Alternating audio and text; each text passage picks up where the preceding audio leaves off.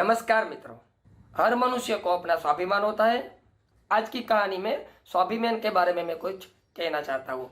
आज की कहानी का शीर्षक है अपने स्वाभिमान को सदैव ऊंचा रखें। आपने भी देखा होगा, बड़े शहरों में सार्वजनिक स्थलों पर कुछ भिखारी अपने कटोरे में साधारण बॉल पेन, रिफिल, पेंसिल या पॉकेट साइज का कंधा या अन्य कोई छोटी मोटी चीजें रखकर बैठते हैं। एक सज्जन एक भिखारी के कटोरे में 2 रुपये का सिक्का डालकर वहीं खड़े खड़े उसके बारे में सोचने लगे और कुछ क्षण बाद वो आगे चलने को मुड़े ही कि वह भिखारी बोला, बाबू साहब, आपने 2 रुपये का सिक्का तो कटोरों में डाल दिया, पर उसमें रखी पेंसिल या रिफिल आपने नहीं ली। आपको जो पसंद हो उठा लीजिए साहब।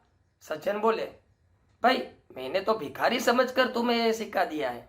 तब भिखारी बोला, नहीं बाबू साहब, उसके बदले कुछ तो ले लीजिए, भले ही 50 पैसे की हो। अब वह सज्जन असमंजस में पड़ गया कि वह भिखारी है या दुकानदार, और उसकी ओर मुस्कुराते हुए देखने लगे। भिखारी बोला, साहब, हालात ने मुझे भिखारी जरूर बना दिया है, लेकिन मेरा थोड़ा सा आत्मसम्मान अब भी बचा है। अगर आप सिक्के के बदले कुछ भी ले लेंगे तो मुझे कम से कम इतना संतोष रहेगा कि भिखारी होने के बावजूद मैंने अपना स्वाभिमान नहीं खोया है। यह सुनकर उस सज्जन की आंखें भर आई।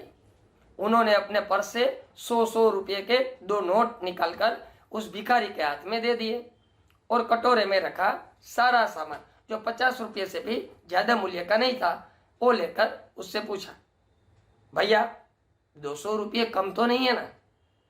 और भिखारी कृतज्ञ होकर रुंधे कंठ से बोला, साहब, मैं आपका शुक्रिया किन शब्दों में अदा करूं? आपने तो दरिद्र नारायण के रूप में आकर मेरे स्वाभिमान को फिर से ऊंचा कर दिया है। यह तो मेरा जीवन बदल देगा। मैं आज ही इन रुपयों से सुबह और शाम का अखबार बेचना शुरू कर दूंगा और फिर भिखारी बनकर कभी नहीं जीऊंगा। इस कहानी से हमको ये निष्कर्ष मिलता है कि प्रत्येक मनुष्य में आत्मसम्मान की भावना होती है, किसी में कम तो किसी में ज्यादा। एक संत ने मुझे बताया था, यह जीवन बार बार नहीं मिलता है। अब समय है मनुष्य उस चीज को पकड़े जो उसके भीतर है और फिर उसे समझने की कोशिश करे, अपने हृदय की प्यास बुझाए ताकि जीवन में शांति आ सके। इसका सार यह है कि हम पहले खुद को जाने, अपनी पहचान करें और फिर खुद को सही रास्ते पर लाकर आनंद से जिए। नमस्कार।